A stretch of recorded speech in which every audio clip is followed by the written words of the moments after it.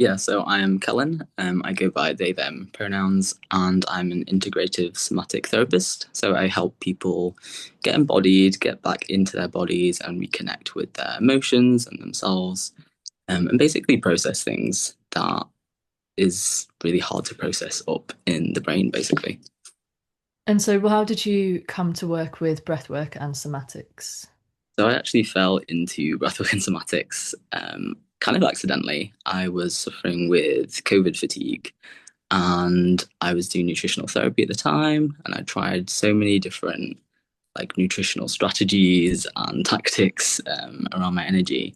And someone recommended breathwork for energy, and I kind of went along being like, oh, like we all know how to breathe. Surely it won't make that much difference.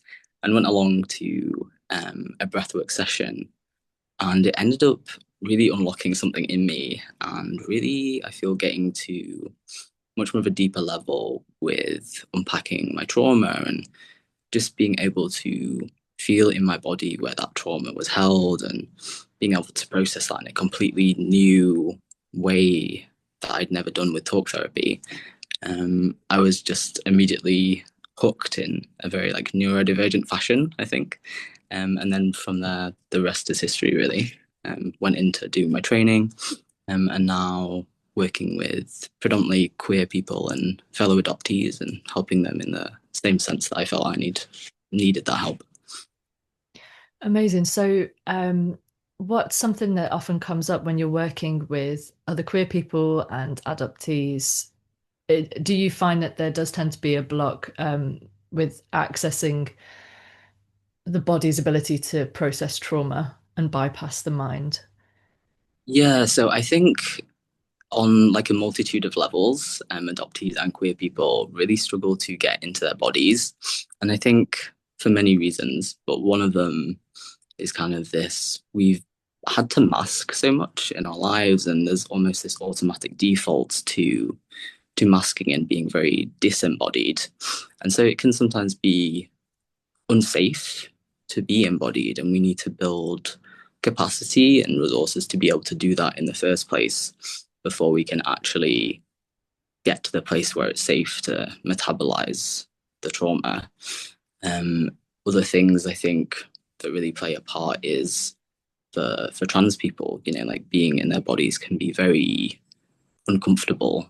So again, it's like finding a pathway into that where we can be with our body to at least a certain degree, which allows us to work around. And then from there, sometimes people do actually feel more comfortable in their bodies, having done some more somatic work. So yeah, there's just like a couple, but I could probably talk for days about about that. What's something that practicing breath work has given you for your relationship with your body that you'd like to be able to share with other people? Yeah, I mean, as I mentioned, that it has helped quite a bit with my energy, which has been really great. But I think most importantly, it's kind of given me a sense of peace, I think, in my body. And again, that's a very nuanced that word around peace. But in general, I think it's that I can trust my body now and I can actually listen to it. Whereas before, I think it always felt like I was battling against my body, like my energy or maybe my emotions. Whereas now I'm working with it.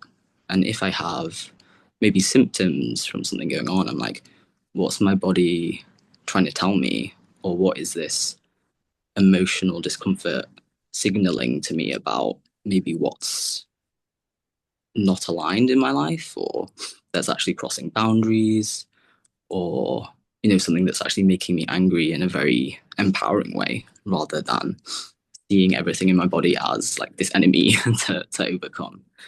So I think that's what it's given for me the most. Brilliant. And so you're doing a workshop for us called Where Breath Meets Becoming soon. And could you give us a little description of what people could expect from that workshop? So I'd really like to be able to introduce breathwork to some people that may have not come across it before. And so we're going to be together, like building this space and this container where we can access some internal safety within our bodies. And I'll be kind of guiding people into how they can do that for themselves.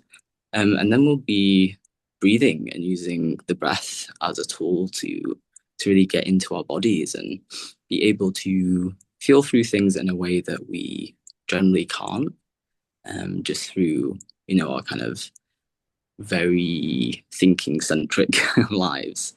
And I'd really like to throw in some of my East Asian culture in there as well. So at the moment, we're currently in the transition from the year of the snake to the year of the fire horse. So I'll be creating a space where we can reflect on the things that we're shedding from the year of the snake and things that we want to embody more of into the year of the horse. So hopefully it will be like a space that can feel holistic and grounding and yeah, renewing.